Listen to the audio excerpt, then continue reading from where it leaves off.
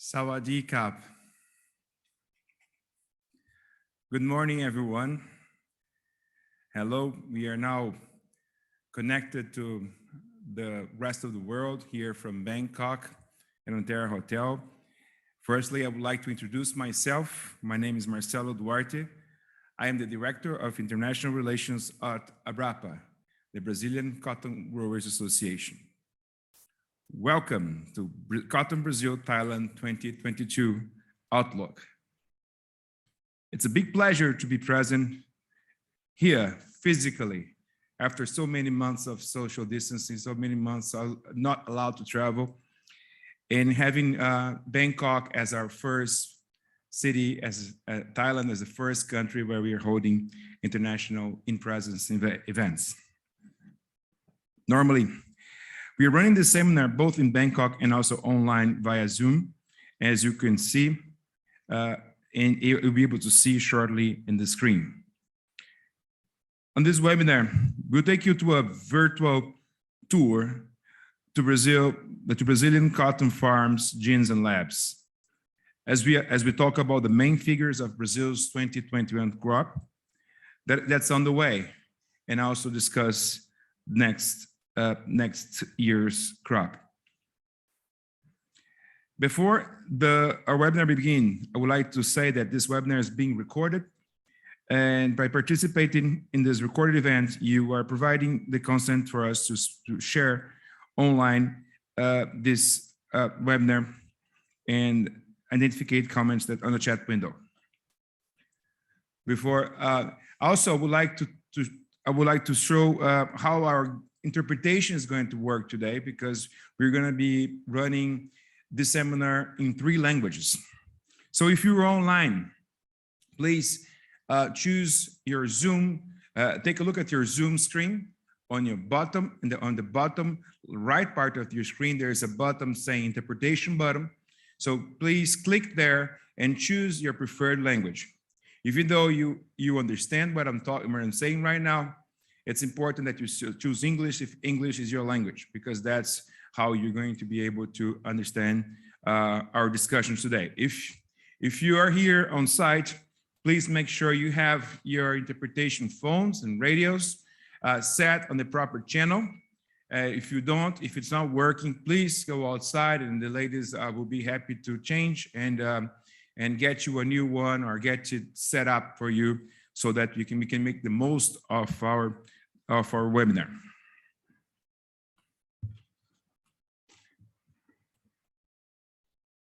Regarding Q&A, for those who are online, we have the Q&A button, so please put your questions there. We'll be happy to take all the questions if we have time. If we don't have time, the answers will be emailed to you, and we won't allow any questions to be unanswered. If you're here on site, we'll be happy to take your questions in person.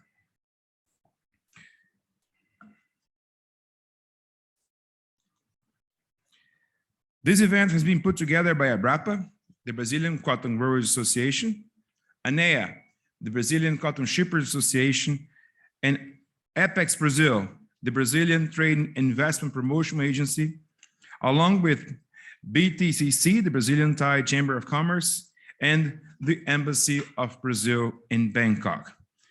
As this initiative can only be successful with the support of these organizations, I would like to thank our partners of this event. Tonight, our host speakers are going to be Ambassador José Borges. Ambassador, thank you very much for supporting our event, being here with us today. From our Zoom screen, Julio Busato, President of ABRAPA. And also, I would like to welcome our guests who will be part of our roundtable discussion. Mr. Miguel Faust from ANEA, the Brazilian Cotton Shippers Association. Stanley Kang, Chairman of JFCCT. Thank you, Stanley, for being here with us. Mr. Somsak, can see you there. Thank you very much for being Kapkunka, for being here with us. But Mr. Somsakis from the Federation of Thai Industry Textile Hub. Great pleasure to have you here as well. Cotton Brazil, as I said, receives a very important support from the Brazilian Embassy in Bangkok. Therefore, I would like to call Your Excellency, Ambassador José Borges, for his welcome remarks. Please, let's welcome Ambassador José Borges.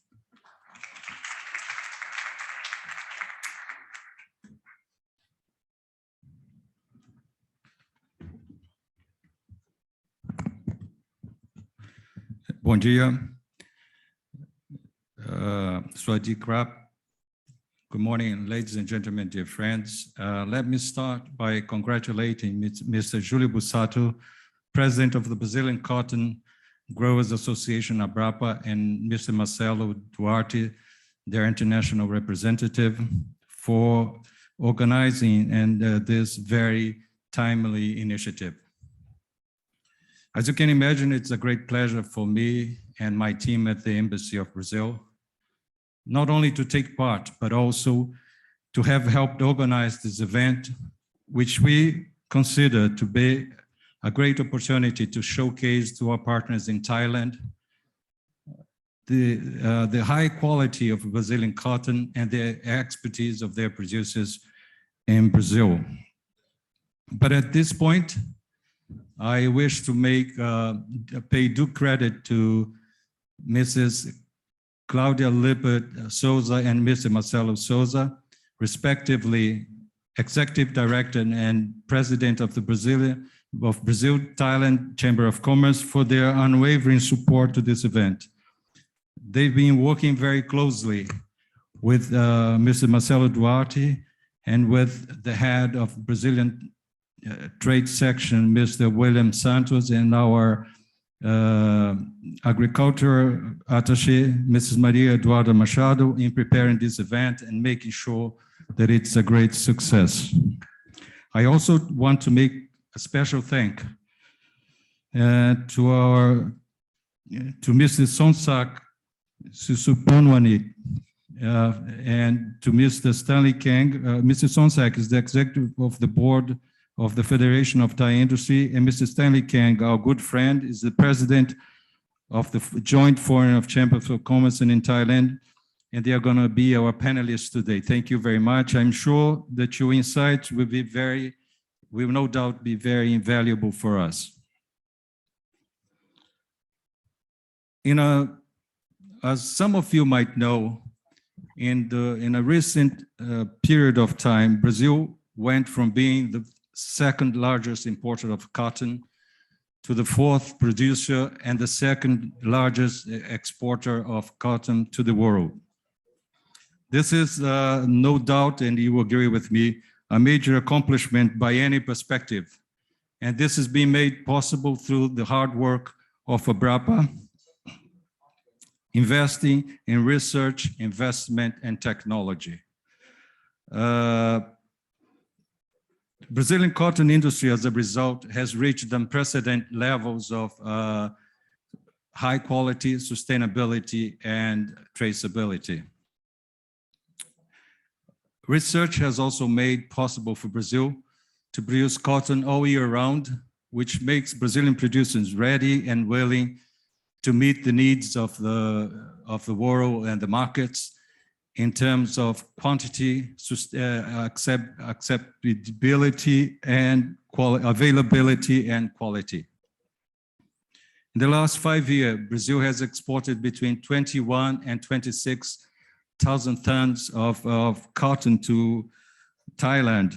And although Thailand imports in general terms have decreased, the share market of Brazilian cotton has grown from 10% 3 years ago to 16% this year.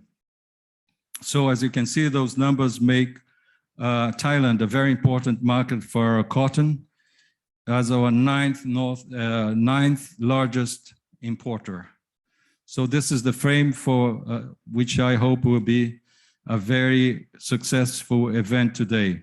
And just to finish, I would like to add that I and my team at the embassy are always ready to support any effort aiming at forging even greater partnership between Brazil and Thailand.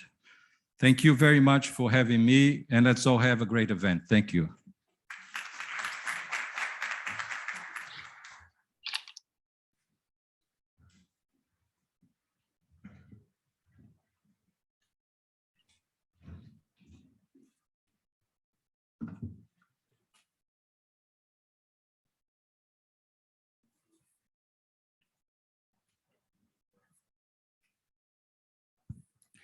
Thank you, Ambassador.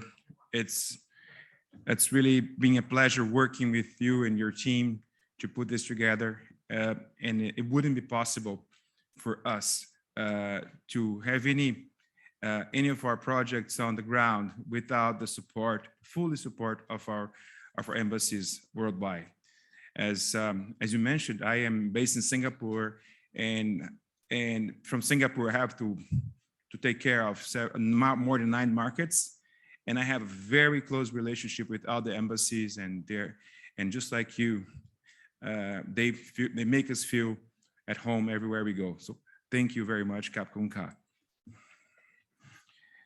Covering 99% of Brazil's cotton production and 100% of the country's total cotton exports, ABRAPA, the Brazilian Cotton Growers Association, is a leading national commodity organization in Brazil and representing Brazilian growers domestically and internationally. In that sense, I would like to call now Mr. Júlio Busato, President of ABRAPA, for his welcome remarks. Bom dia, Marcelo. Bom dia a todos que estão presentes e nos assistindo nesse evento. Eu queria dizer que, além de presidente da ABRAPA, eu também sou agricultor e produtor de algodão, plantador de algodão aqui no Brasil. Quero agradecer ao embaixador José Borges e toda a equipe da Embaixada do Brasil, especialmente o senhor William Silva dos Santos, chefe do SECOM, e a senhora Maria Eduarda de Serra Machado, a Dida Agrícola. Agradecer à Apex Brasil por nossa parceria, o presidente da ANEA, Associação Nacional dos Exportadores de Algodão, Miguel Faus, parceria locais com a Câmara de Comércio Brasil-Tailândia, representada pelo senhor Marcelo Souza e senhora Cláudia Lippert. Ao Mr. Stanley Kang, que é o chairman da Junta das Câmaras de Comércio Internacional da Tailândia. Senhor Kun Sonsak, do UP de Testes da Federação das Indústrias Tailandesas. A Tailândia é um importante parceiro comercial do algodão brasileiro. Na última temporada, 2020-2021, exportamos 21,4 mil toneladas de pluma de algodão para a Tailândia. Crescemos no último ano 60% as nossas exportações, como o nosso embaixador falou. Esses números são muito melhores que os do ano passado, mas sabemos que podemos fortalecer muito a nossa parceria, assim como já fizemos com outros países. A Tailândia tem uma indústria têxtil tradicional, relevante e de vanguarda.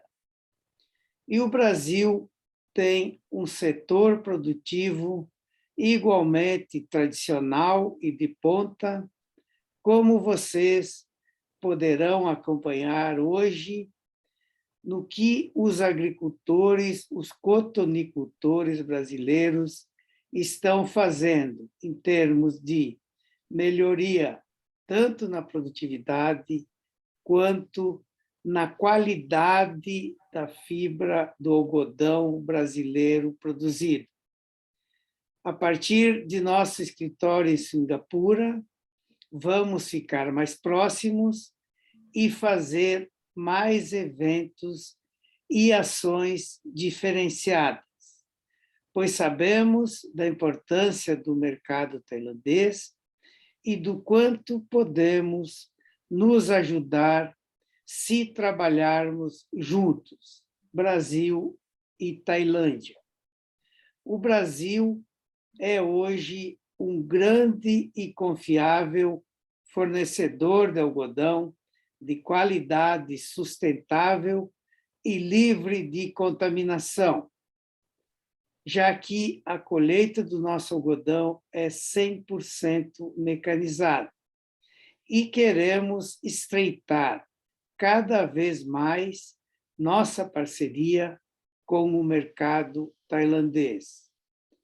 Considero hoje o início de um capítulo importante na relação de nossos países, que tem tudo para se fortalecer cada vez mais. Desejo um ótimo evento a todos. Volto com você, Marcelo. Thank you, Mr. President.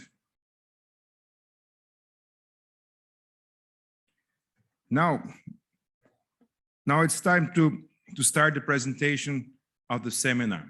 I would yes, now we have the screen changed, and we're going to get Mr. Bussato back in our panel Q&A session towards the end of our webinar.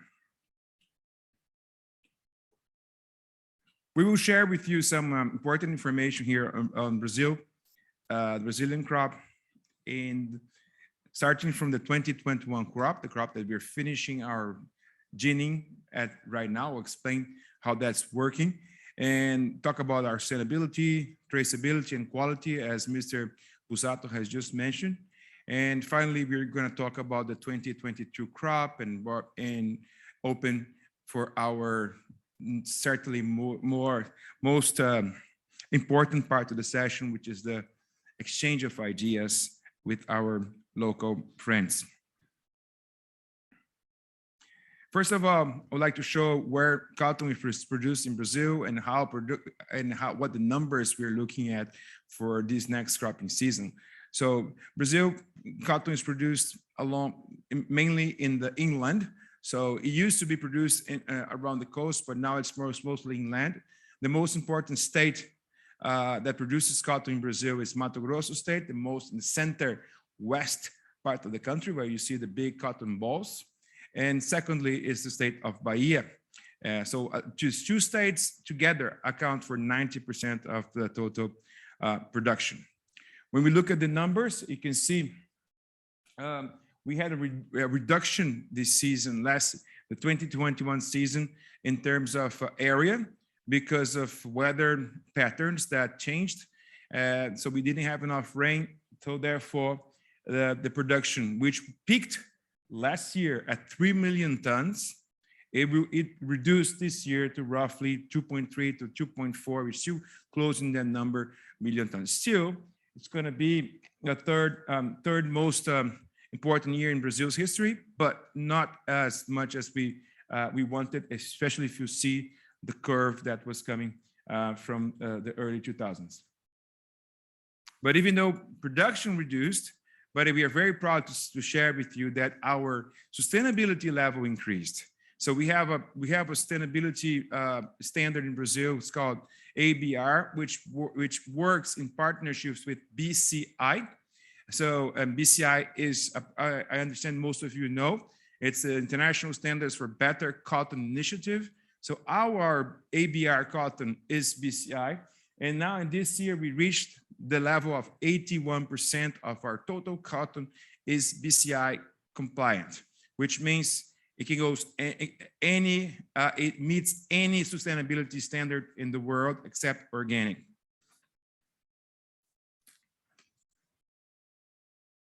Also, this season, we also like to share what's new with you, is that we have a new cotton bale. So this cotton bale tag, sorry. So the bale tag is comes with a QR code, which is friendly to any type of device, smart device. So you can check the basic information from each bale using your mobile phone, which information regarding, for example, certifications of ABR, BCI credits, where the cotton was farmed, where it was gened, which lab it was analyzed, and all the in a sense that you know everything in the palm of your hand. Also, you can also use the QR code for the same consultation that can be done in our site, cottonbrazil.com. You can check out this information as well. This is the status of the current crop. So finished harvest. So harvest finished roughly September. It was finished. Now we are ginning. So 88%, maybe 90 today. So ginning is almost finished. And the ginning process is a very important process in Brazil, not only planting, harvesting, but ginning it is. So since we are ginning right now, we'll be showing you what's happening in the fields. Because normally what we do is we like to bring our friends, our clients from overseas to Brazil to see in person what's happening there at this time of the year. But this year, for obvious reasons, we can't. So we're making these virtual tours so you can get a glance of what's happening. So it's being tested, HVI. 100% of our bales are tested with HVI, and 90% sold by farmers, and exports are, say, a quarter of the way already.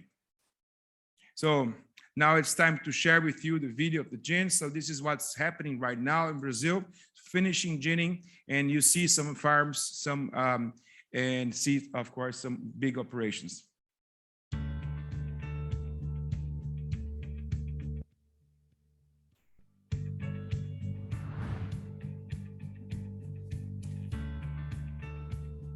Meu nome é Cleto Webler, nós estamos aqui do Grupo Webler de Sapezal.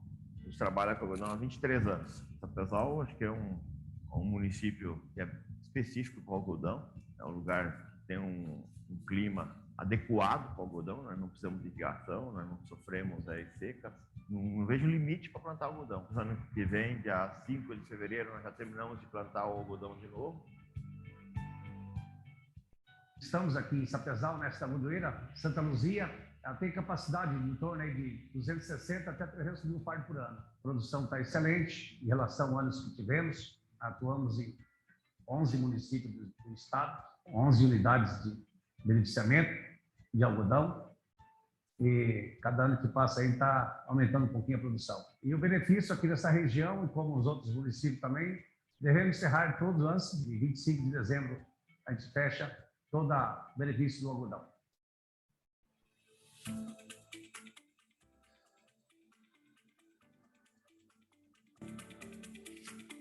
Meu nome é César Busato. Sou cotonicultor e estamos na algodoeira Busato Cotton, no oeste da Bahia.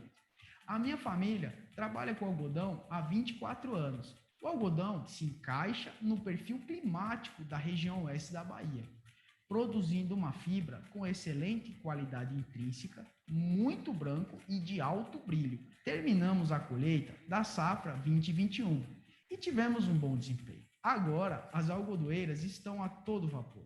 O beneficiamento vai até novembro e temos a perspectiva de produção de 225 mil fardos. Esta algodoeira tem capacidade para beneficiar 200 mil fardos e tem como principal diferencial a manutenção da alta qualidade de pluma produzida no campo.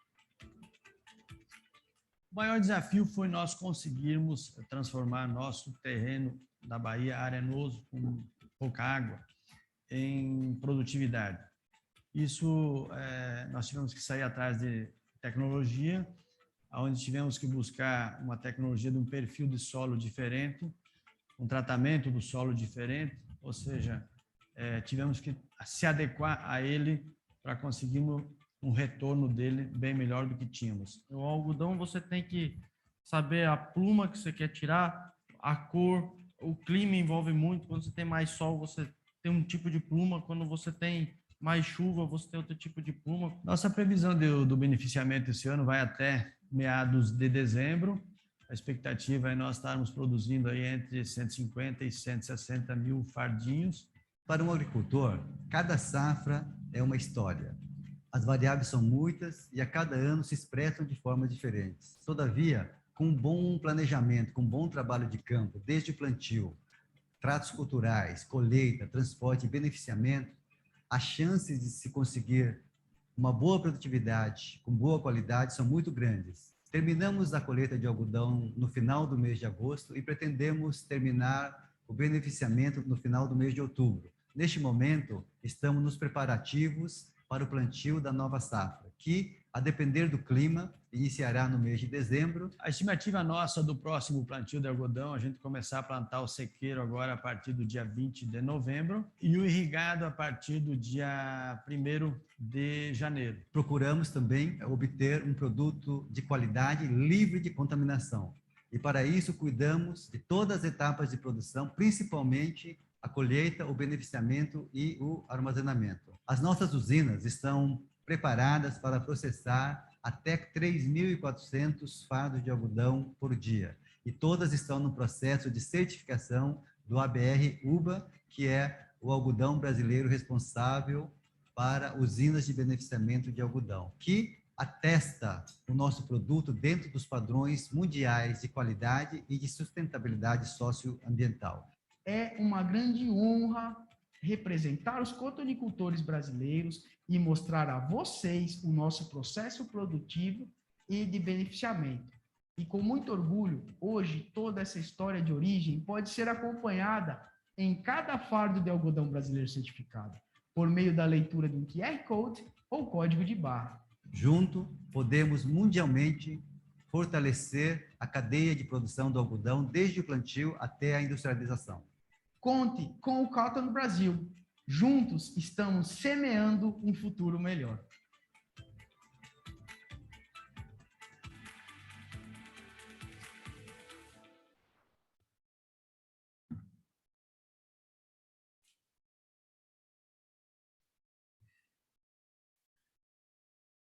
All right, thanks to our farmers who dedicate a lot of time and effort. They're not like Bruna, like a natural artist, right, Bruna? Like have a natural talent for being on the screen. So thank you, Bruna, for being here with us today. And our farmers are learning to show what they do. Maybe you can teach them someday how to promote Brazilian cotton in a better way. So now we move on to our next part of the presentation, which I'll talk about quality. First of all, I would like to say that Brazil has a very important quality control protocol program in place. We have 11 classing labs spread around the country and one central lab in Brasilia that keeps control and oversees all the labs and makes sure the results are all in line with the world standards. So this way, we're able to analyze 100% of our 13 to 14 million cotton bales and have individual results for each one of the bales. So this is the map of Brazil. This is where the classing laboratories are located.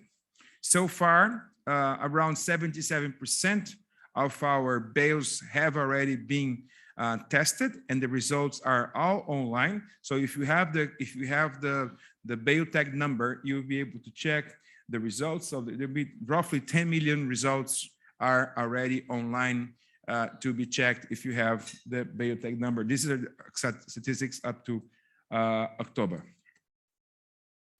So that in order to show you how our cotton classing works and how our labs look like and how what they're doing right now, because this is really a very peak season for classing in Brazil, I would like to share with you this video from Brazil.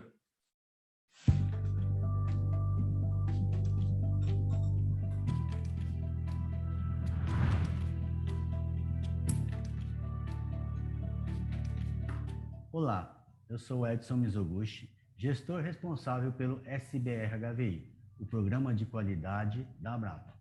Estamos no CBRA, o Laboratório Central da Abrapa em Brasília. Este centro é certificado por ICA Bremen e acreditado pela ISO 17025 no escopo das principais características. Nossa responsabilidade é monitorar e capacitar uma rede formada por 11 laboratórios distribuídos nas regiões produtoras de algodão. Na safra 2020-21, a estimativa é de que sejam analisados 12 milhões de fardos. 100% do algodão brasileiro é analisado por instrumentos de alto volume. Além disso, todos os equipamentos passam por constantes verificações e calibrações e seguem o guia de boas práticas e participam de round teste internacional promovido pela Força-Tarefa do CSITC. Aumentamos a confiabilidade das análises por meio de checagens, retestes, verificação interna, harmonização dos procedimentos e capacitação das pessoas. A cada safra, verificamos que esses indicadores têm melhorado significativamente. Dessa forma, o programa garante que os resultados das análises do algodão brasileiro são confiáveis e contribui para fornecer uma matéria-prima de qualidade crescente ao mercado global. Olá, meu nome é Sérgio Brentano e estamos no laboratório da ABAPA, o maior laboratório de análise de algodão da América Latina. Este laboratório é responsável pela análise da produção de todo o estado da Bahia, que corresponde a 22% do volume brasileiro. Aqui, nós iniciamos as análises em junho de 2021 e devemos concluí-las até dezembro de 2021. Fazemos parte do SBR-HVI, Programa de Controle de Qualidade da Abrapa. Recebemos capacitação constante e nossos resultados são monitorados a fim de garantir a sua confiabilidade. Olá, meu nome é Gessagno e estamos no laboratório da CUMA, em Sapezal. Este laboratório é responsável pela análise da produção da região médio-norte do Mato Grosso. Atendemos 21 clientes, que corresponde a 22% do volume brasileiro. Aqui, nós iniciamos as análises em julho de 2021 e devemos concluí-las até dezembro de 2021. Conte com o Cotton Brasil. Juntos, estamos semeando um futuro melhor.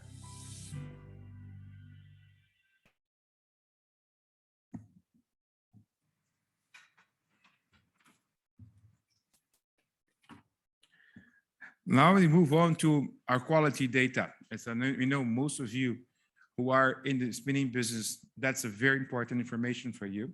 So we have this information also very transparent to our clients.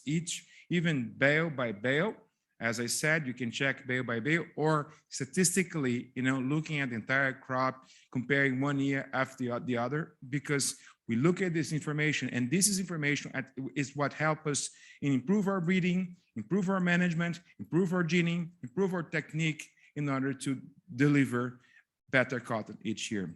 So in terms of micronair, these are the statistics. I will share this with you. I won't be in detail discussing right now, but I can assure you 95% of our cotton meets expectations in terms of micronair between 3.5 and 5. When we talk about resistance, 97% of our cotton is above 27 grams per tex. So that's with these variations and along the years, which shows improvement as well.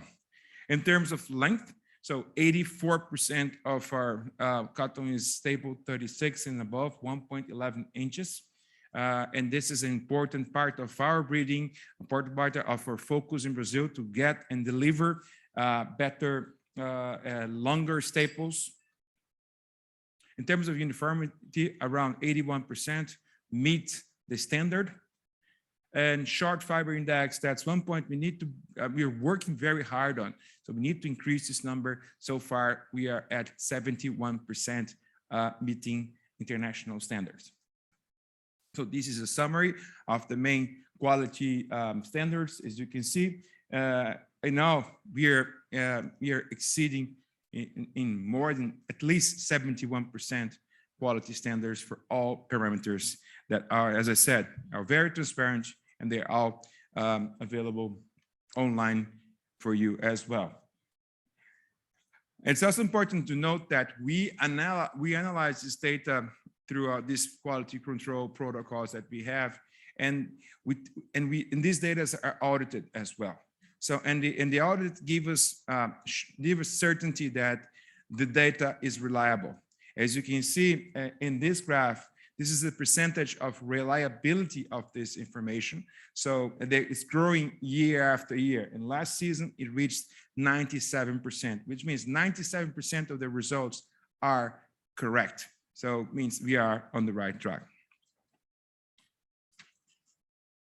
If you want to see these results in detail, please take a look at the website, downloads.cottonbrazil.com/quality report. There, you'll be able to download the summary of the results, crop after crop, year after year.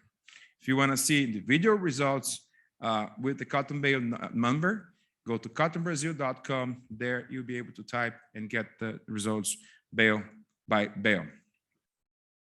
And now we talk about the 2022 crop, the crop that we are just starting to plant in Brazil. That's really a very important time for our farmers. So they're planting, it's not like the main planting time of the year. It will be start in December, but we're December already. It's December 1st. So actually this is the main time of the planting time of the year. That's right, because in Brazil it's still not December yet. So it's still November 29th in Brazil at night. So they're turning to December tonight. So this is a map that compares, rain and where cotton is produced. And looking at this, forecast, looking at we can see we should have a very good year this year.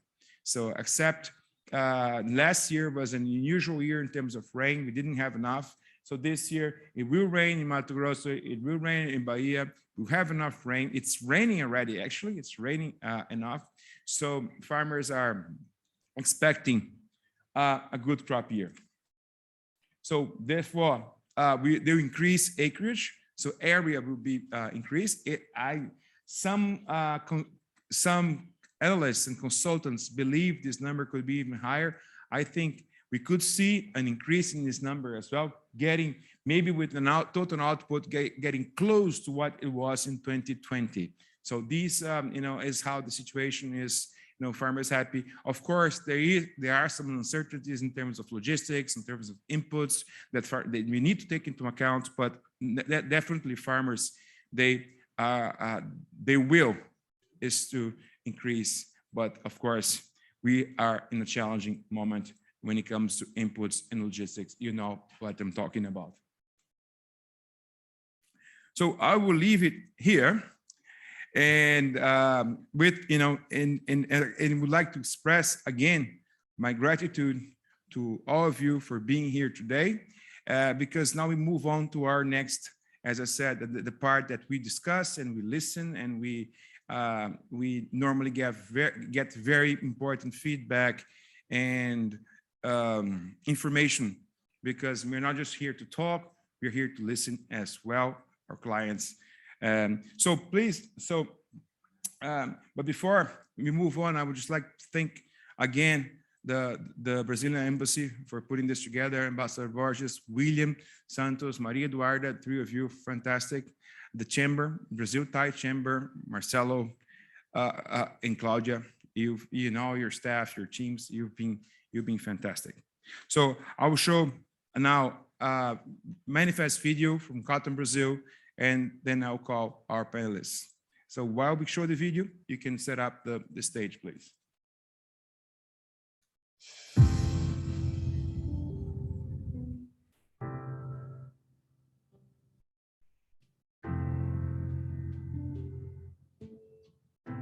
In view of so many transformations in the production and consumption processes, Cotton Brazil represents a new step for Brazilian cotton in the global market.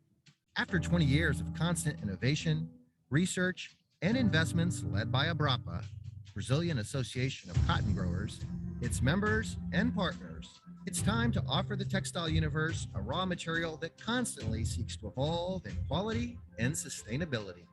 The market prioritizes transparency, and Cotton Brazil fosters Brazilian cotton, emphasizing its support of the environment and its promotion of social and economic development. In our scenario, advanced technology and agricultural management tools add to the dedicated expertise of trained professionals to develop precision, sustainable growing practices.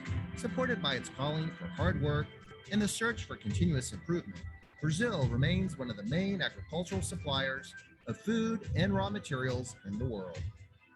We value productivity. We pride ourselves on being the fourth largest producer, second largest exporter, and the largest supplier of cotton licensed by the Better Cotton Initiative, BCI, in the world. And this journey gives us confidence to evolve and go further. Our field science is aligned with the delivery of a product increasingly in tune with the demands of buyers, spinners, and apparel manufacturers in Brazil and around the world. In Brazilian cotton, one will find proof of origin, traceability, quality, technology, sustainability, and now consistent year-round supply, thanks to a constant increase in productivity. Count on Cotton Brazil. Step by step, we grow for a better future together.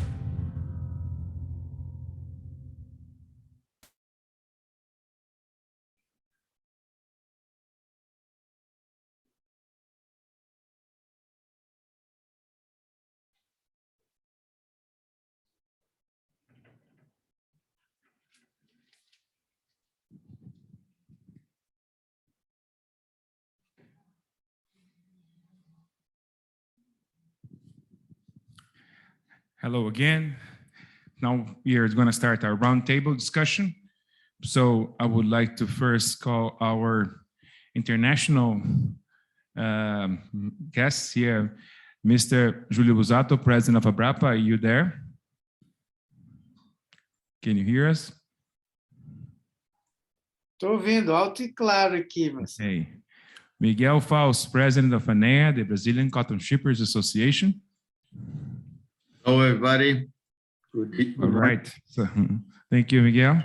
So I would like to welcome now Mr.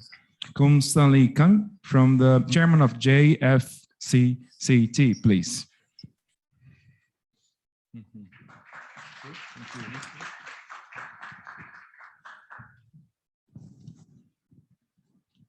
Would like to welcome also Mr. Kun Samsak from FTI. Please give him a warm-handed applause.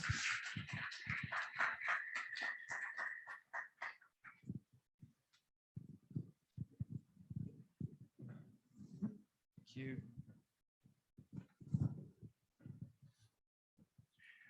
Marcelo, meu xará. I don't know how to say xará in English. Please, Marcelo from the Brazil Thai Chamber of Commerce.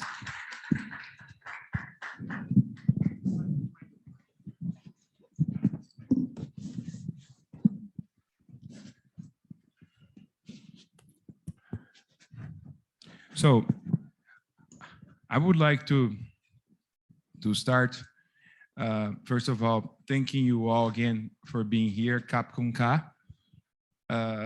It's really important to this part of the meeting when we listen and when we exchange ideas to improve our relationships. As I said, as Ambassador said, Brazil and Thailand are two very important countries. Of course, are very far from each other.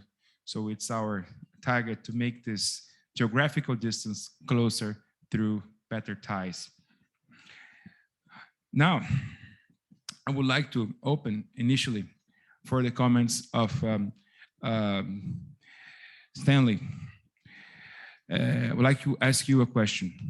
So you asked me some information. While you answer my question, I would look for the information you asked me.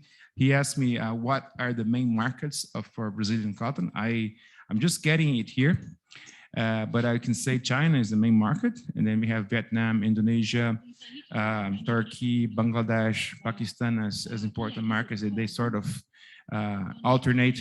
And Thailand is one of the top 10, and we want Thailand to be top 5, maybe in the future. That's an important goal.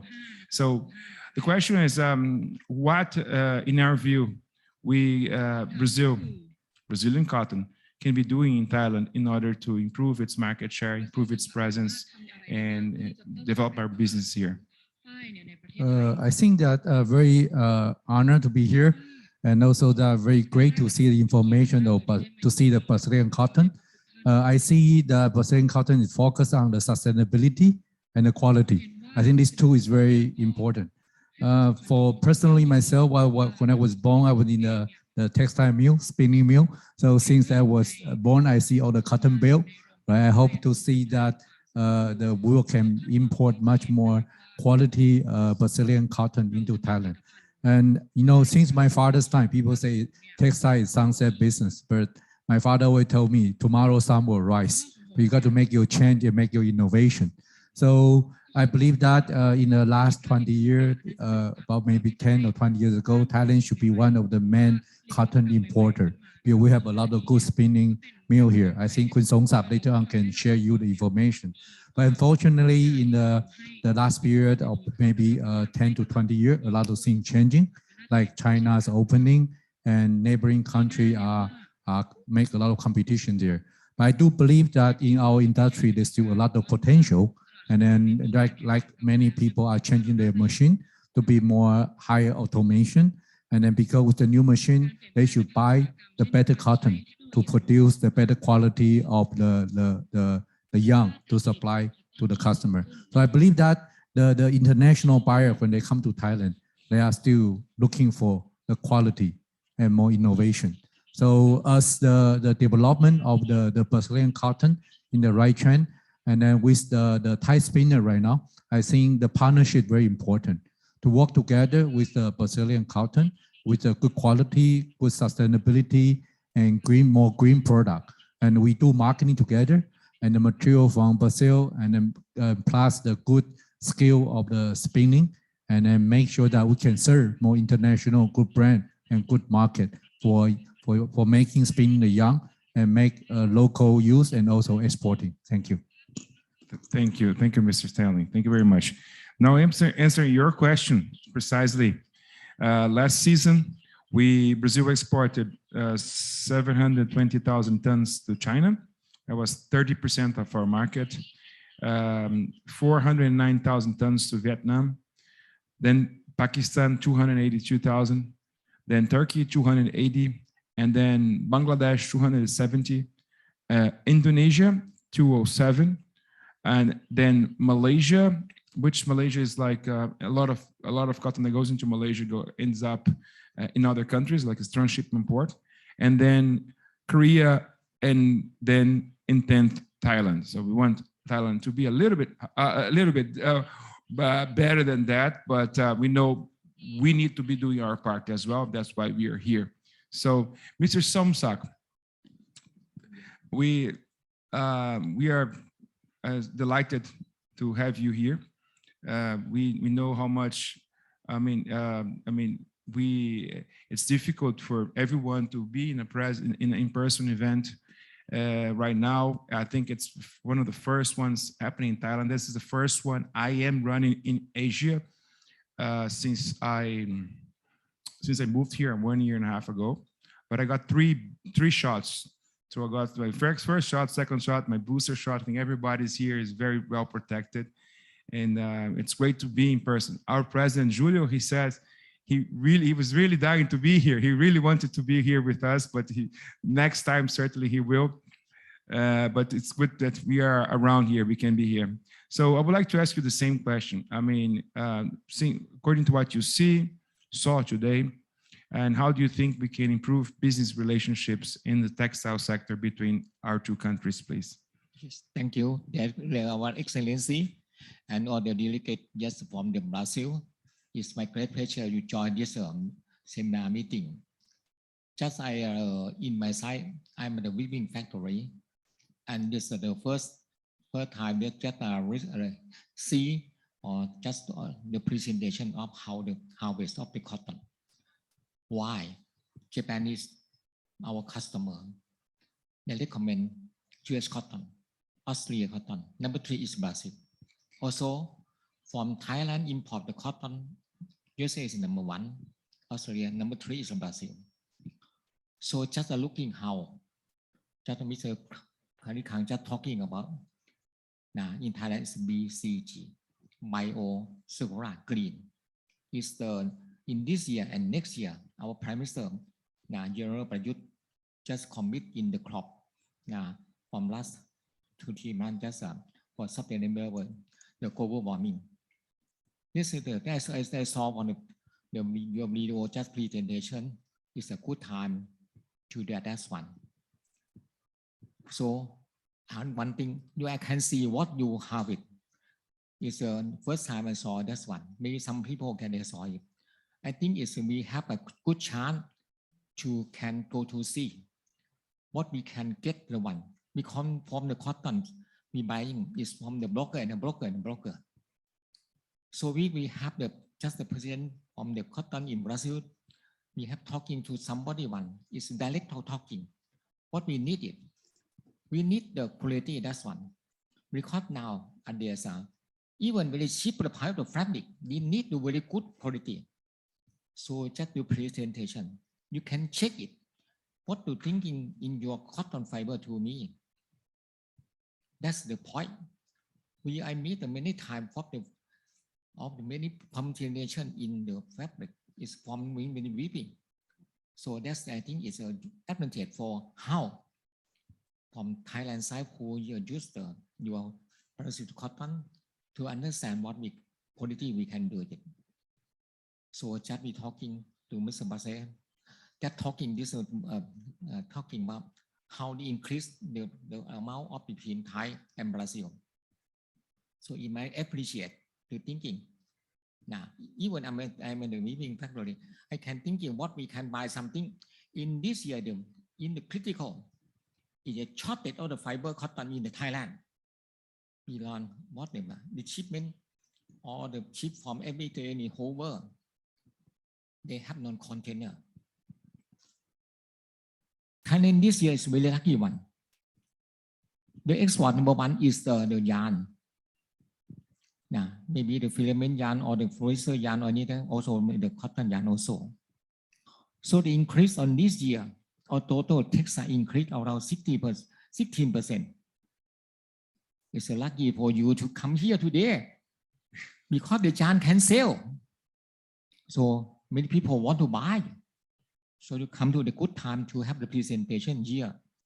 We just talking about US cotton. They have present to help to provide any to any knowledge to all the Thai textile people. I hope that we this the first time, and if we see the second time, third time, not only today and stop it. I hope you can in this one we can join hand together now to just how to do it. This my point is not today. In other they have the good time. We have maybe I can arrest because I mean in the charge of the FTI, the Federation of Thai Industry. I in the charge of textile chairman. So I can arrange in some seminar and meet people from the society to join and to talk and explain how more the people want to know what you can explain to all the people to know what the question, not me. The user want to ask you.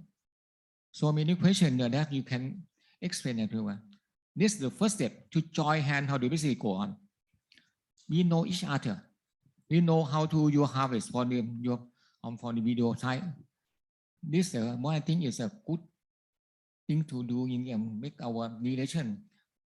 So the amount going on, not only the friendship, the one is the quality.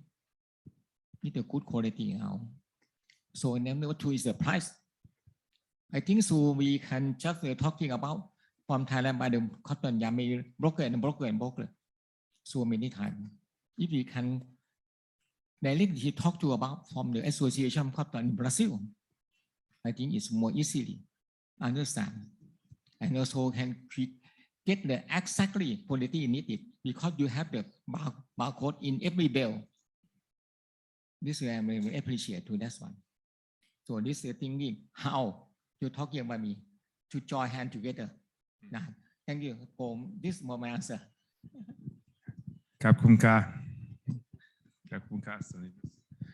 It's very, very important to hear what these statements, because a lot of people in Brazil are listening to what you're saying. We need to be doing more. An ambassador was just saying this.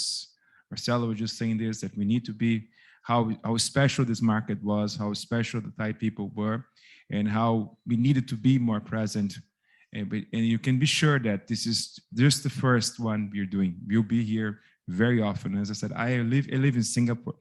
I was even considering moving to Bangkok. They're trying to convince me to move to Bangkok, but could be in the future. So, well, I would like to open, Marcelo, if you excuse me, now to our President Julio to hear his comments, Julio, about what Stanley said, what Mr. Somsak said, please, and then we move on next ones, please. Olha, Marcelo, eu estava ouvindo aqui também e realmente fico muito feliz e contente com o que eu ouvi. Então, eu queria dizer para o senhor Stanley que nós temos, sim, um potencial muito grande para o algodão brasileiro na Tailândia. E por isso que nós estamos nessa reunião hoje, justamente por reconhecer esse potencial. A Tailândia hoje exporta quase 130 mil toneladas de algodão e tenho certeza que vai crescer esses números no futuro, né? E que o algodão brasileiro está no caminho certo. É muito gratificante ouvir isso, né? E sobre o que o senhor Sonzak falou, que os clientes japoneses indicam algodão americano, eu acho que é porque nós precisamos tornar o algodão brasileiro mais conhecido. Nós temos que entender que o Brasil se tornou um grande exportador mundial de algodão apenas 4 anos atrás. Antes disso, nós éramos um mercado de oportunidade. Mas os cotonicultores brasileiros, nesses 4 anos, dobraram a produção brasileira de algodão. E nós podemos fazer isso novamente, né? E como nós podemos fazer isso? O Brasil planta hoje 38 milhões de hectares de soja e apenas 1,5 milhão de hectares de algodão. Então, se nós tomarmos emprestado mais 1,5 milhão de hectares de soja, nós vamos novamente dobrar a produção brasileira de algodão. E o que nós precisamos para isso? 2 coisas: rentabilidade da cultura e mercado. E é isso que nós estamos buscando com esse programa Cotton Brasil, né? Que realmente nós precisamos que o algodão brasileiro seja mais conhecido, que vocês nos passem as informações daquilo que vocês precisam, das críticas sobre aonde nós precisamos melhorar e as sugestões de como podemos fazer isso, né? Busca de qualidade que pode ser verificada. Hoje, e já respondendo uma pergunta que foi feita aqui, com o QR Code, tendo a etiqueta do fardo, ou se houver autorização do produtor, pode ser consultado. E lá vai estar toda a análise de HVI daquele fardo.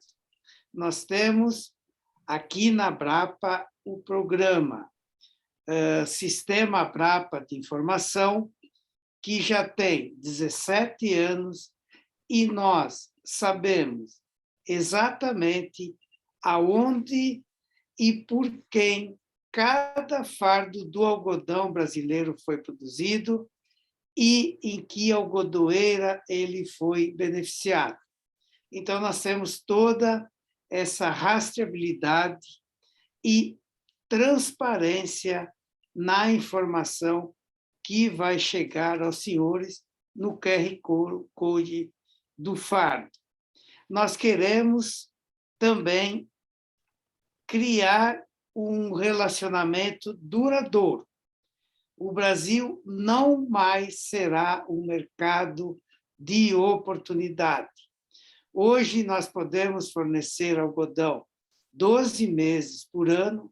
Nós tivemos uma redução da área plantada o ano passado em função da pandemia, porque quando nós decidimos o plantio da safra passada, nós ainda tínhamos a safra anterior de algodão que estava no nosso pátio e nós não sabíamos o futuro daquele algodão. Mesmo assim, o Brasil reduziu a área em apenas 20% e agora estamos retomando essa área plantada e eu tenho certeza que no futuro nós só vamos crescer.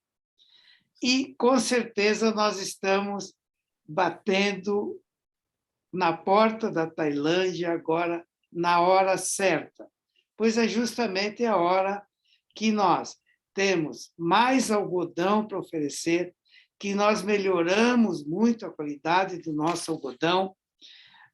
Nós passamos com o sistema SBR-HVI, em 3 anos, de 91% de uniformidade nas análises dos laboratórios para 97%.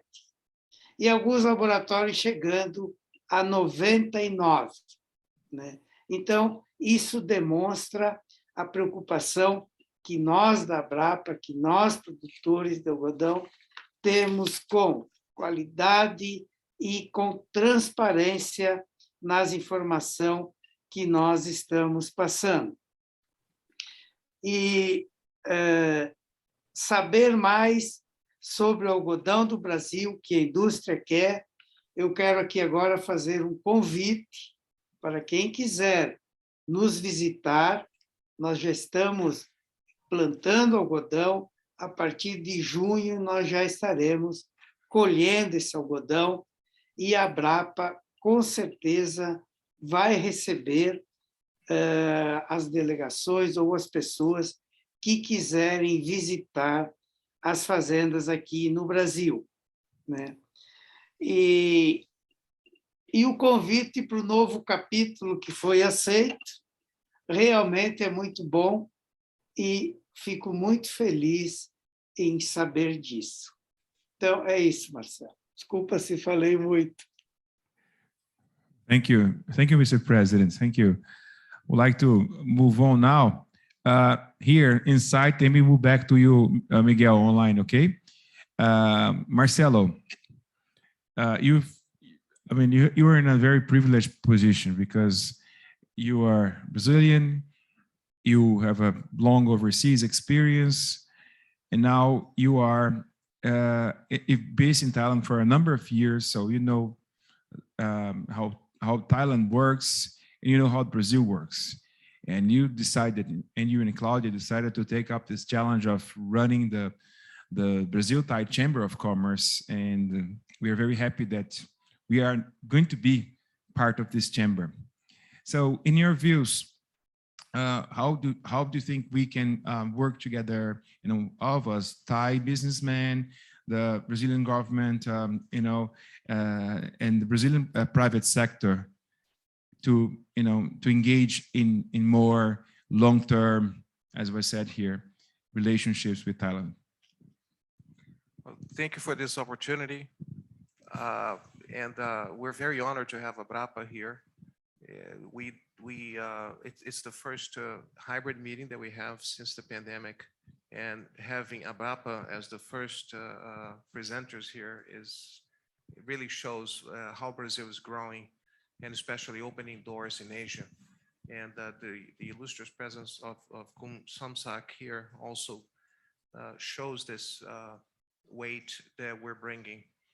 I think the major thing that we need to do is fix this knowledge deficiency that President Julio Bussato was talking, and Komsamsak also said. We have to understand each other a little better. Brazil has been growing in the past few years, and in the cotton trade, you can see all the certifications that we have now.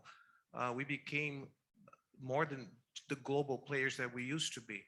We're actually a lot better now, and growing and getting better every year. And I think Thailand should keep an eye open for that. And Brazilian growers and exporters should also pay attention to that. Thailand is in a central position in ASEAN and in Southeast Asia. And we have a tremendous opportunity to enhance businesses here. We have a free trade zone that is growing now, the Eastern Economic Corridor. We have a great port of deep waters in Lang Shabang. So we have a tremendous opportunity to increase trade in Asia through Thailand. Thailand is the link to Asia. Quality of life here is fantastic. We have several companies, European companies, American companies, establishing their headquarters here, and from here doing business with Asia. So I think Brazil should be paying attention to that. So basically, we have to get to know each other, bridge this knowledge gap, and I would invite Brazilian companies to consider Thailand as your base for Southeast Asia, for ASEAN, for RCEP, and even to China through the free trade zone in the Eastern Economic Corridor and the Lang Shabang Harbor. Thank you, Marcelo. Now, Miguel, Miguel is the president of the Shippers Association. So I heard the word containers here. I think it's the magical words here. It was mentioned with Mr. Somsak said that we want to buy, we need containers, we need to get merchandise here as soon as possible. So can you tell us a little bit what the perspectives are to improve the flow of goods between Brazil and Asia so that we can supply in a faster and more efficient way our clients here? Thank you very much for the question, Marcelo.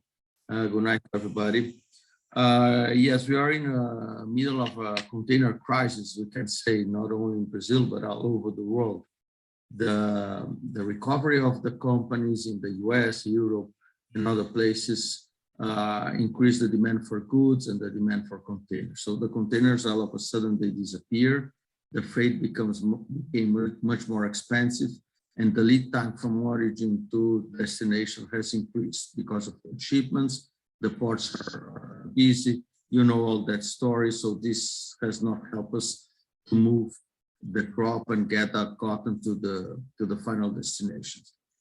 We hope, we expect that for the next season, things will be, if not 100% normal, but we expect a great improvement from the moment we are living right now.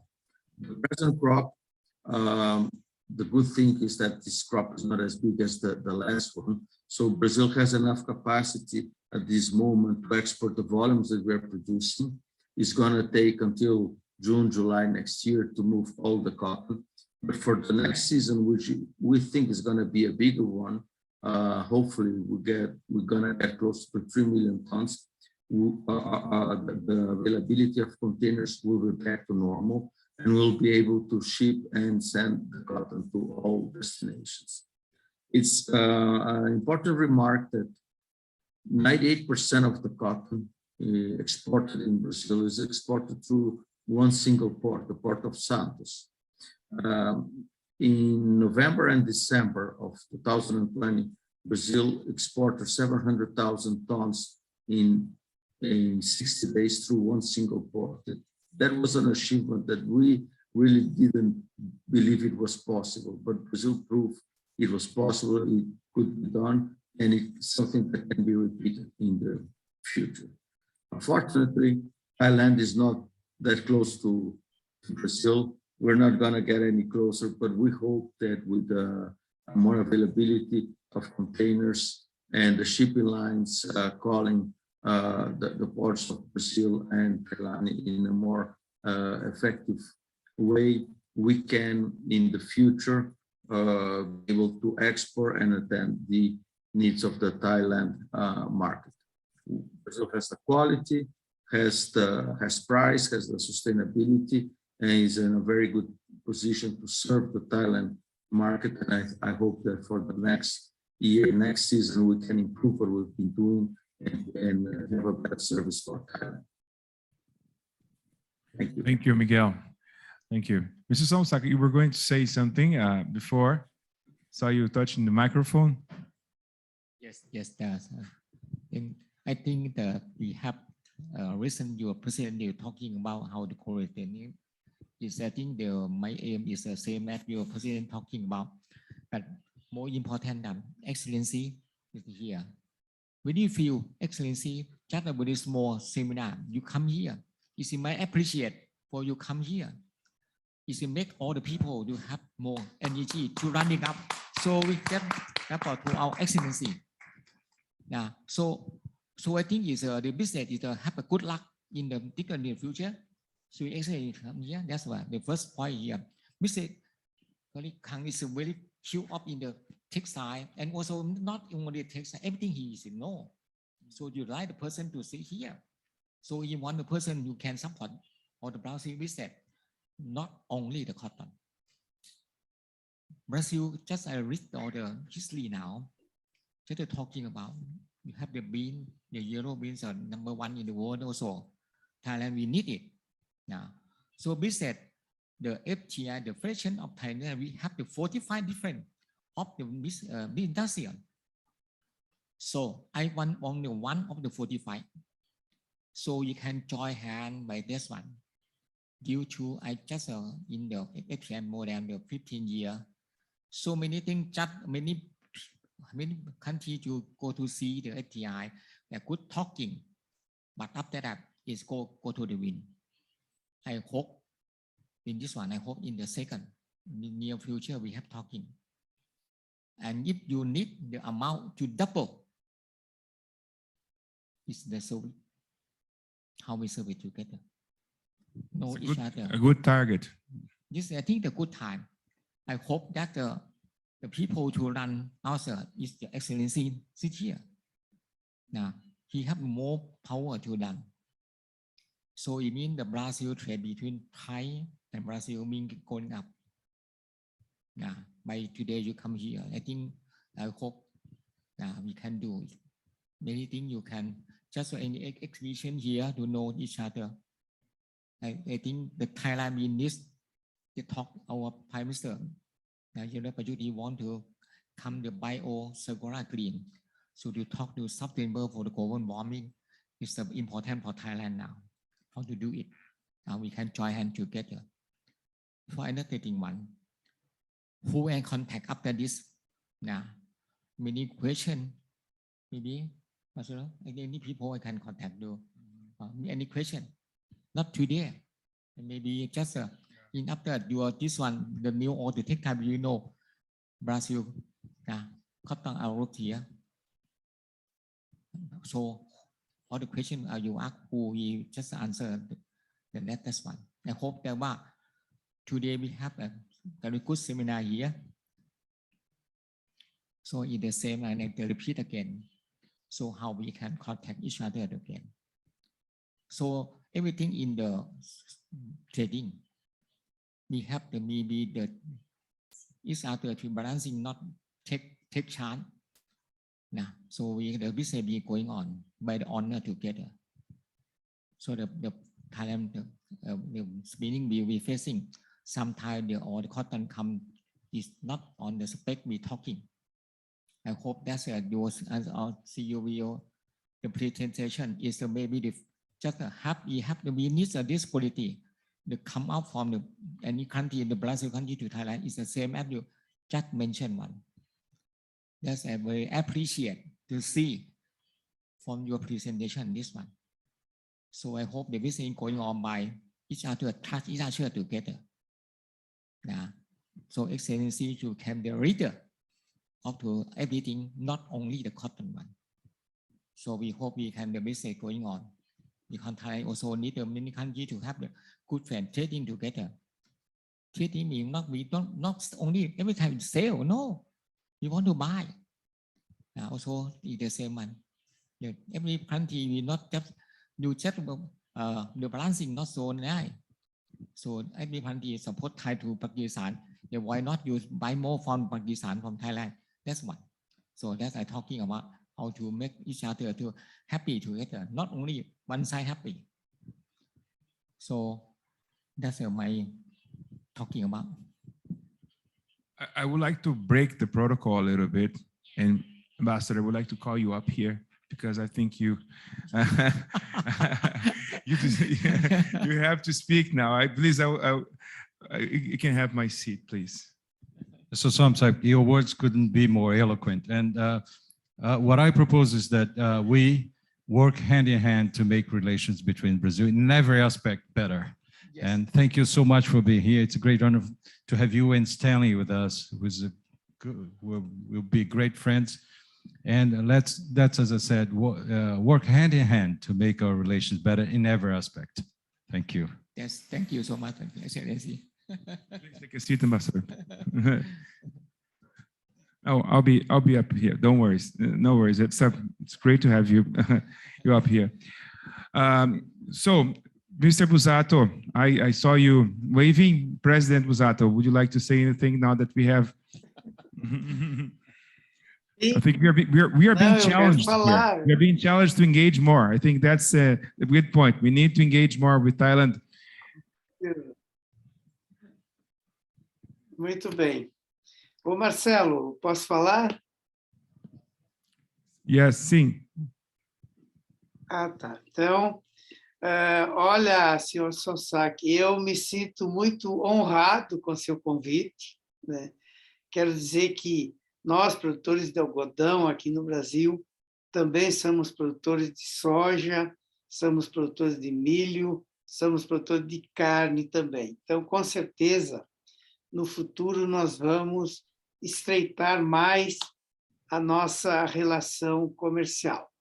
E quanto ao seu convite, eu falei para o Marcelo que eu estava com uma inveja enorme dele por ele poder estar aí e eu não. Mas, com certeza, no próximo seminário, eu e o Marcelo estaremos aí juntos com vocês. Muito obrigado pelo seu convite. Obrigado, presidente. E eu vou te dizer, a Tailândia é maravilhosa, viu? Thailand is wonderful, Bangkok is fantastic. Great place. I'm really, it won't be difficult for me to be back here very often, not at all. So we are reaching the final moments of our webinar. It's very late in Brazil. We'd like to ask if anyone in the audience would like to make any comment, would like to ask any question. It's really open. Please feel free. If you raise your hand, we can. Yes, no, yeah. Can you come? Can I hear the front?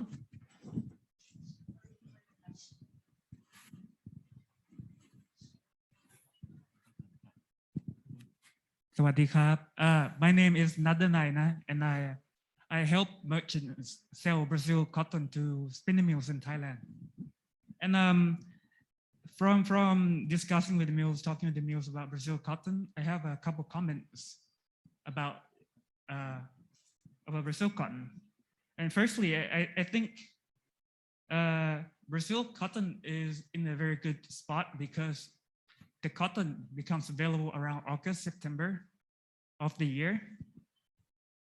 That means that during that time, cotton from Australia or America, they are not as much available. So it's a very good place for Brazil cotton to be. And to improve upon that, I think it would be really helpful if Brazil cotton can ensure that it can be shipped on time. In the sense that, you know, the more cotton available around August, September, or October, that would be really, really helpful to Brazil. And the second comment that I have is one of the feedback I received from my customer is one of the quality parameter is the fiber naps in the cotton. And I know that, you know, not the HDI doesn't show that quality parameter, but if Brazil cotton can ensure that the nap count on the Brazil cotton is around 200 or 300, it would be very helpful for Thai mills. Yeah, that's it. Thank you. Thank you very much. I would like to pass on this question, Miguel, to you. Since we talk about container shipping in time, and NAPs, could you make brief your comments regarding Nud's question? Thank you, Nud. Your question. Yes, thank you for the question. Yes, one of the advantages of Brazilian cotton is that it's available. It has been historically always available in this period of time, August, September, October. And this will continue. Sometimes, if the crop is a little bit late, so August we don't have that much volume in August, but September, October, that's for sure that we can supply during this period of time. But not only this, with the size of the crop that we have today, Brazil is able to supply cotton the whole year from August until July next year, but the biggest part of the volumes is still in the second half of each year. So this is something that will continue. We know that, and that for Brazil is very interesting because it's when the crop starts, we have all this volume to ship, and as much as we can ship during this period of time, that's better. Regarding the NAPs, that's the sort of thing that we improve for our customers, to tell you what they see in the Brazilian cotton, what needs to be improved. And this information is something that is passed on to the farmers, and it's something that with the new technologies and all that, this sort of thing is something that we can improve anytime, any single issue that you see in the Brazilian cotton that needs to be improved. So thank you very much for the comments. And I'm sure we'll be improving in these aspects. Thank you, Miguel. Thank you. Is there any other question from the audience?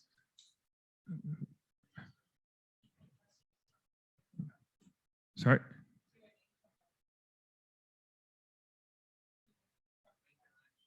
Okay, yeah, I think we're getting the questions here from the internet. They were here. So I think most of them are taken care of already. But you can always ask questions. It's not the last, you can always ask questions, we'll be around. I think that's the main difference between what we're doing now and what the normal approach is, to show up and then disappear.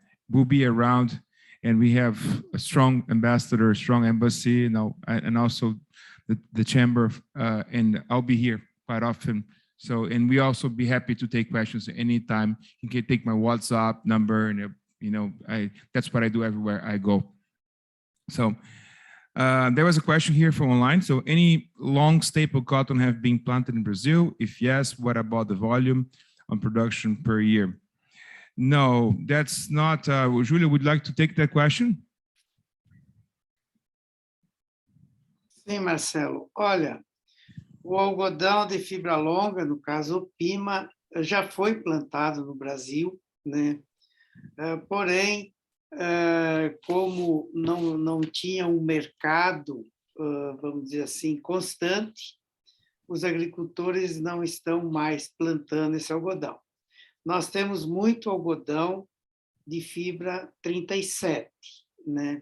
Mas hoje a estrutura que foi montada para o algodão brasileiro basicamente não é para a produção de algodão pima. Podemos produzir no futuro, caso houver uma demanda, mas hoje a concentração do algodão é do algodão normal, porém nós temos uma grande quantidade de algodão de fibra 37. Thank you, Mr. President. Any comments or questions from our panelists? Stanley, please. Marcelo, I think it's good that you should move your office to Bangkok. I think that would be Yes. very important because I'm considering this. yeah, because Thailand is very welcome. Yeah, because especially right now we give the foreigner come here with a long stay visa, resident visa here. And I think just now you showed me the figure. Personally, I'm very optimistic because you have a lot of business opportunity in Thailand. Because some other market you have selling a lot already. So you don't worry about, you had a very good base.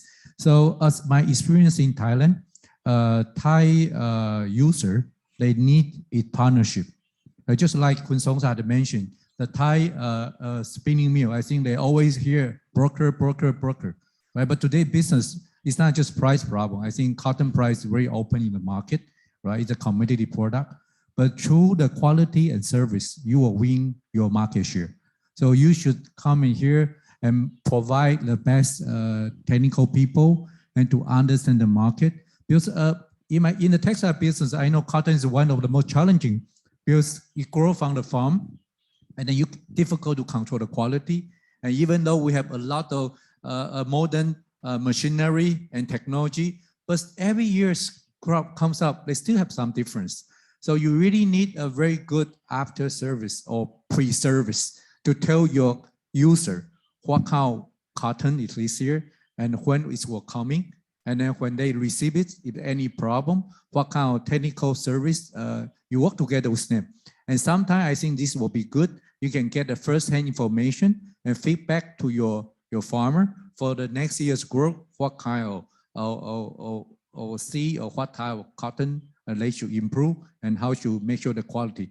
I think the bilateral investment trade between Thailand and Brazil, it's going very positive, especially with the ambassador's arrival. So I believe that we should strengthen up the relationship of the investment trade between Thailand and Brazil to make sure that we all create the highest value and we can get the win-win between both countries. So I think that you should make more time in Thailand, and Thailand have a lot of spinner too. I can see that they always a very good machinery. That's why with a good cooperation, that's why they purchased a lot of US cotton, Australian cotton, and I think that's a big potential for Brazilian cotton. So come here, and I believe that with the next 2-3 years, you will win a lot of business. So probably Thailand will move up to your top 5 customer if you make a good service here. Thank you.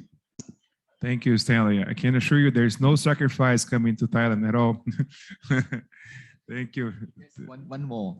Just we just have the support to Mr. Kang talking about after sales service. It's very important one. When just the people that sell the cotton Brazil just talking, we have the net and how we sold it. This is the problem. Is really if you do it in everything you have a problem. Everyone know the problem is someone know what happened. It's very serious. Number 3, how to solve it. So when you have the net, just Mr. Kang talking about next year what we do, and they have a valuable of the cotton you can sell. You have the grade A, grade B, grade C, A, B, C, D. You can sell in there anymore because the spinning and what they can do, the OE, the very rough, the bigger yarn, they not need the very long fiber. We need the short fiber and the cheaper price. So you can sell in the different of the cotton. So the price was the grade A, grade B, grade C, grade D, anything, even the vest you can sell. So that's where we come to silhouette. So what we do is Thailand just need to become the silhouette, make the global warming, make the sustainable to the goal. This is very important in this year and then in the next future. Thailand government they do it. So we are textile everything must do it according to our Thai government the policy. Let me echo Khun Songsa. So I believe the big potential for Brazilian cotton in Thailand, but you got to reduce. Today you said we can have the hybrid meeting, even though your president cannot be here, but we still see his face and very smiling there. So we believe that the business here. So pay more attention. So according to my experience, you had a good embassy here, you had a good chamber of commerce here. So they would be your best marketing arm into the market. So show the Thai user Brazilian cotton have a commitment to partnership with Thailand to create the value there. Just like Khun Songsa said, yes, Thailand can use all different kind of grade, but if you ship the different kind of quality to the wrong user, and then you will create a lot of problems. So pre-sales management to understand the usage of customer, and if anything happen during the production, you have the after the service people. I believe that will be the secret of the growing the Brazilian market share in Thailand, right? So that's our recommendation there. Thank you. Very clear, very clear, understood. That's why I like this debates, because we end up learning much more than we bring. So that's like real exchange. Please, you have a question. You can take my.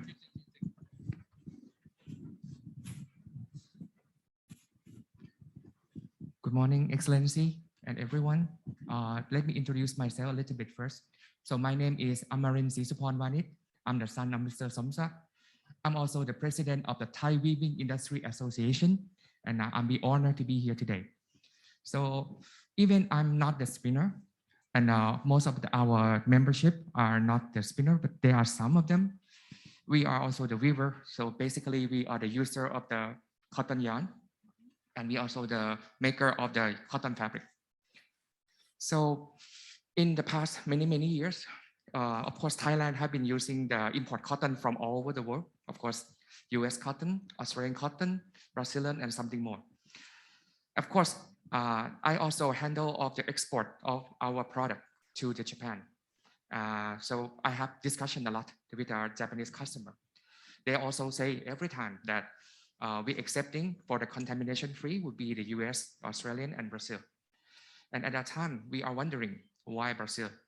And once I see the presentation today, now I can understand why, because you are making such a good product. And right now, in this past crisis of the COVID-19 for 2 years, everybody are struggle to survive in our own way. And of course, we learn to do this Zoom and then video confrontation. So in order to improve the business, most importantly is our trust. When we buy something and it takes time to arriving, and we have to take time to produce and send to the customer. So before we can get the feedback from them, totally process would take at least half a year, sometimes up to 1 year.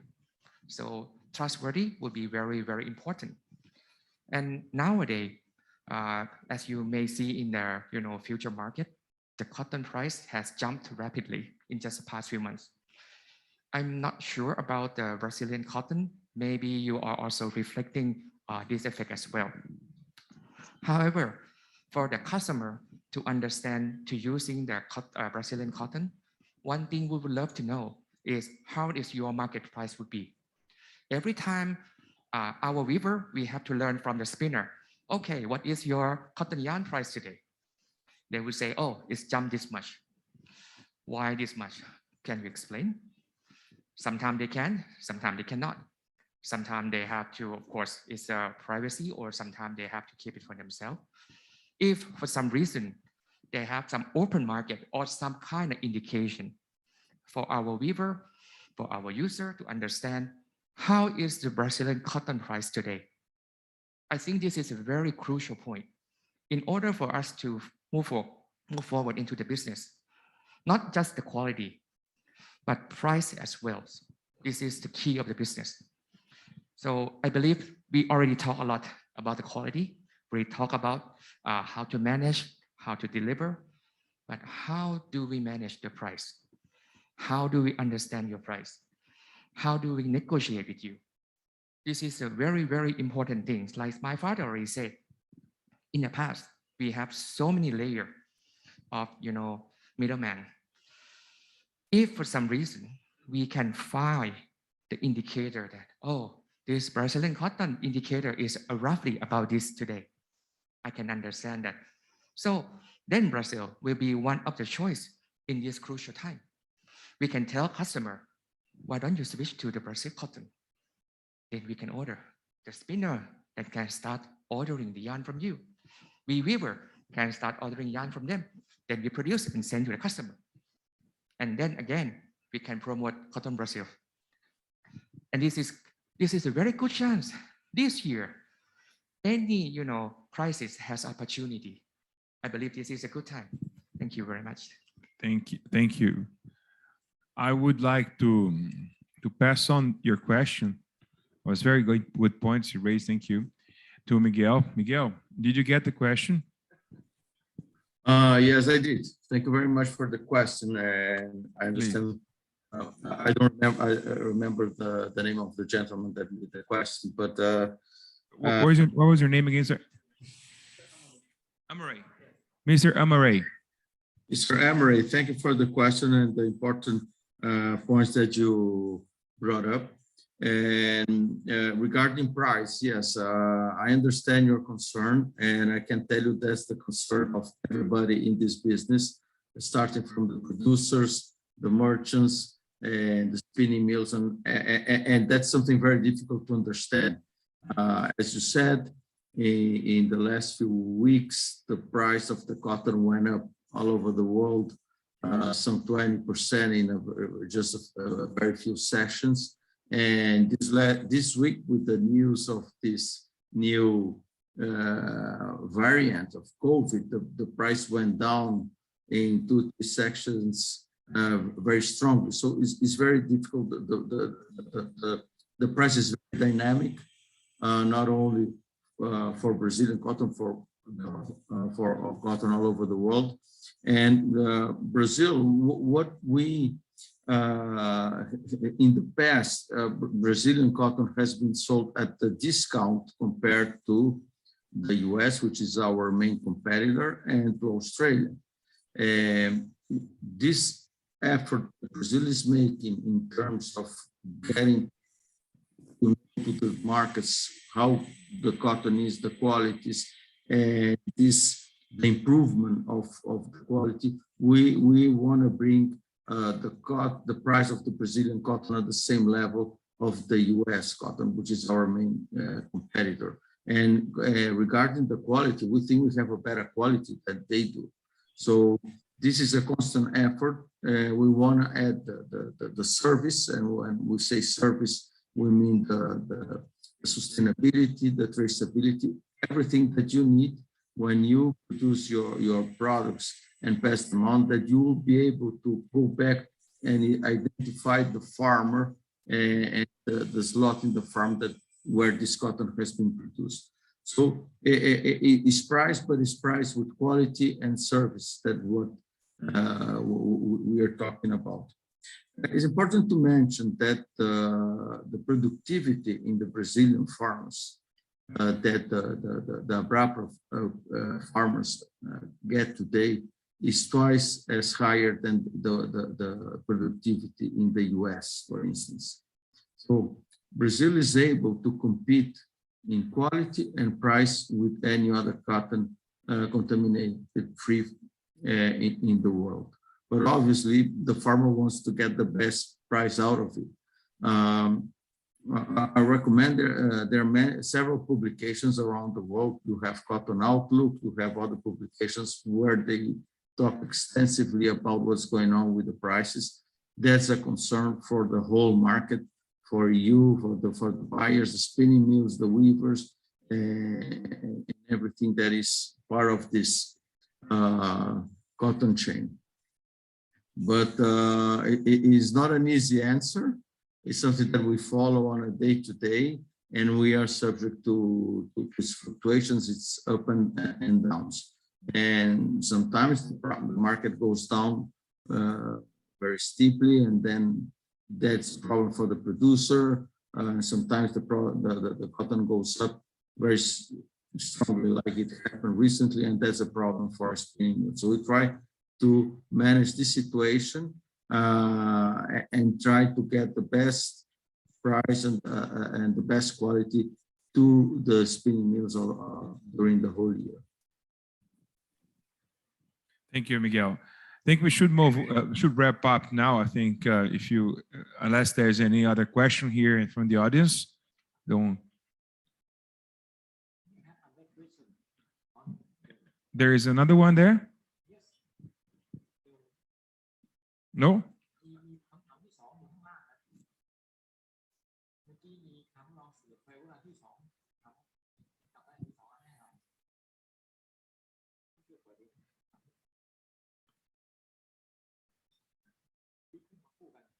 It's just checking if there's another question from the online. Any long sepo? No, that's that has already been answered. This one. Sorry, that's it. Yes. Is it possible to get the fiber data by scanning the PVI tag or the QR code? Yes. Yes. If you scan the QR code or the QR code, you can go straight into the page where you have all the bale information, or alternatively, you can use the barcode number in our website and type there cottonbrazil.com, and that's going to be a place where you can type, and you're going to have a full traceability of that bale. What farm it came from, what gin it came from, what laboratory was used, and also the full HVI information for each bale. So that's all transparent, that's all online, and that's the way we chose to work in order to build trust. And we talked a lot about trust here, right? Trust. If you want to have trust, you need to have transparency, and that's what we're doing with our information. So this question is very important one. Belong when the spinner, they want to know, because the bale they have the tag. So the worker to take it, you will know that one. Because if the mixing wrong, support this the Brazil, another country mix together. When they will know after weaving, they will know after dyeing we have the problem.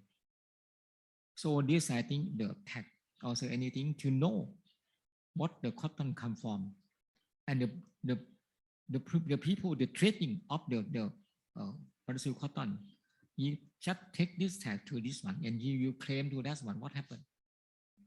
So just I mentioned one. You can separate. You have the grade A, grade B, grade B. This one, how the fiber one. Thailand can use it. Even them mixing in the spinner, I think people know. We cannot use the number one, very good cotton one. The price going up very high. How to mixing? Then you go to the bar. Then we see how the mixing become. What do you need it? Sometimes you want maybe it will be sour, it will be hot. You can the mixing on the mixer. So the mixer is the people how to make the price is a good price, and also the quality meet the requirement of the customer. Sometimes it's a printing quality, then not this a very high quality. So that's one. So I'm the weaver, I know what we can use it. So many kind. If with the West, you can mixing with the OE open in one. So don't worry. You can just to mention this the quality. So this quality is this pipe. Now that's talking about it. The possible to get the fiber that by the scan in PBI tag or the QR code. So the user is very useful for them.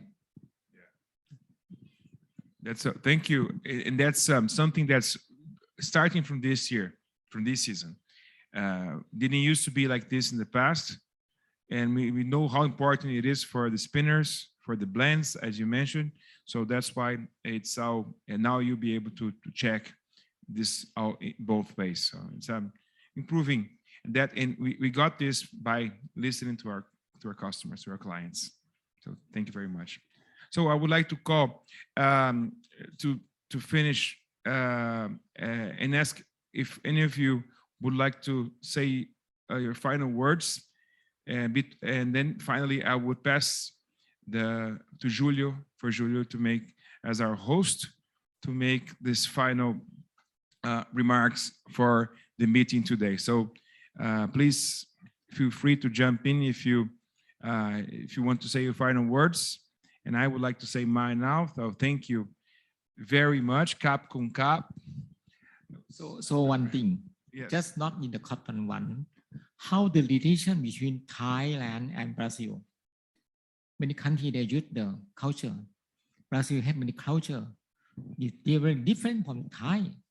Thai culture also very different. You can just the people see here, you know.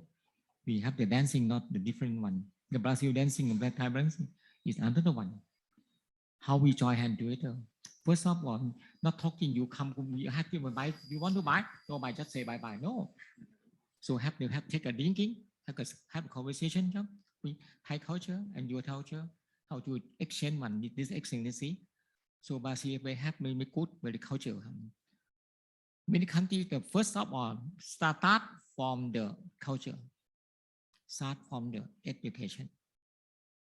Yeah, this one is then talking about to excellency. This is, I think many countries they start from the culture, how to country people to join hand together.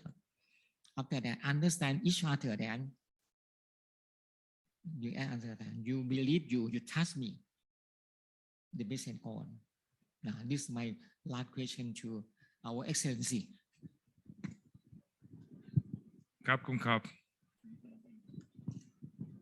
So it was brilliant. It's really, it's a pity we have to finish because in Brazil, I think it's 1 a.m. already almost, and they're still there holding on.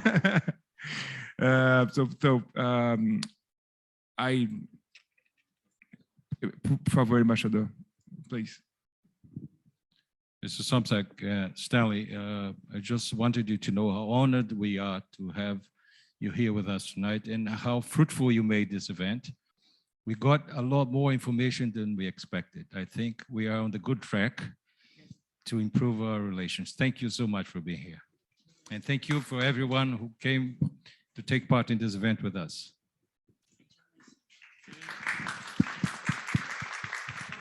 Thank you, Ambassador. Would any one of you like to say your final words before I pass on to Julio? All I can say, I second Somsak and Stanley and our ambassador. Please come to Thailand. It's a fantastic place to invest. Stable economy, great environment, central in Asia, in Southeast Asia in particular. So this should be the headquarters for every Brazilian company investing in Asia. That's the truth. Are you joining last week for the Loi Krathong in Thailand? You know the Loi Krathong? Yes. Personally, I believe that Thailand and Brazil has a lot of similarity. So we really have to work together to find a partnership there. So we have distance, but I think today technology will bring our distance very short, right? So Thailand can be the hub and for the Brazilian investment and Brazilian trade. And I believe that Thailand is very open up, and then this even within this region and also internationalize how we work together to bring more added value for our supply chain. That's the thing that I have fully confident we should work closely together. Thank you. Thank you, Stanley. Mr. Somsak, would you like to come back? Okay. So I thank you all very much. I would like to, I'm not closing the meeting. I would like to pass on the word to Julio and Miguel if they want to say their final words, but I'm really touched with everything, all the conversation, all the learning, that experience that we had today. The wonderful organization that we had, Claudia, Duda, William, and all your teams. You've been fantastic. So thank you very much, Ambassador. What a great team! What a great team we have here in Thailand. I'm really am so happy that we took the decision to make here our first hybrid event, and that's gonna mark our business in Asia forever. So thank you very much, Cap com Cap. And now I would like to pass on to Julio and Miguel to say their final words. Thank you. Well, thank you, Marcelo. I just would like to thank everyone here for the opportunity. And I as well am looking forward to visit Bangkok. When Julio goes there, I'll make all I can to join him and visit and be there in the next opportunity. So thank you very much. And until next opportunity. Thank you. Yes, welcome to Bangkok. Yes, I hope to see you very soon. I will join. We have the dinner together. Yes, I hope so. Thank you very much.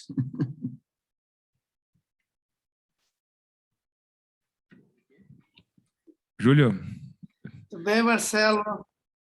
Olha, aqui é 1h, mas eu tranquilamente ficaria mais 2 horas nessa conversa aqui com vocês, de tão boa que ela está, né?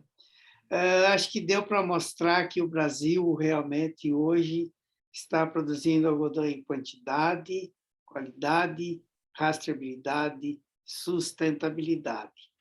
Mas o Cotton Brasil, ele é um plano, né? E no nosso plano da segunda etapa, que nós devemos começar agora na próxima safra, nós vamos, senhor Sansak e Stanley, enviar produtores para a Tailândia, né? Cotonicultores, produtores de algodão, que vão aí, junto com o Marcelo, para não deixar ele sozinho, visitar as indústrias, conhecer as necessidades que a indústria têxtil tailandesa tem e trazer essa informação de volta para o Brasil, para que nós possamos fazer 2 coisas: melhorar cada vez mais a nossa qualidade, melhorar o nosso relacionamento e criar uma relação de confiança entre nós. Porque eu acho que não vai ser só negócio, nós vamos ter uma relação de negócio, uma relação de confiança, de credibilidade e de amizade no futuro. Então, muito obrigado a todos por essa noite e, com certeza, nós vamos nos ver pessoalmente, ou aqui no Brasil, ou aí na Tailândia, ok? Então, um abraço e uma boa noite a todos.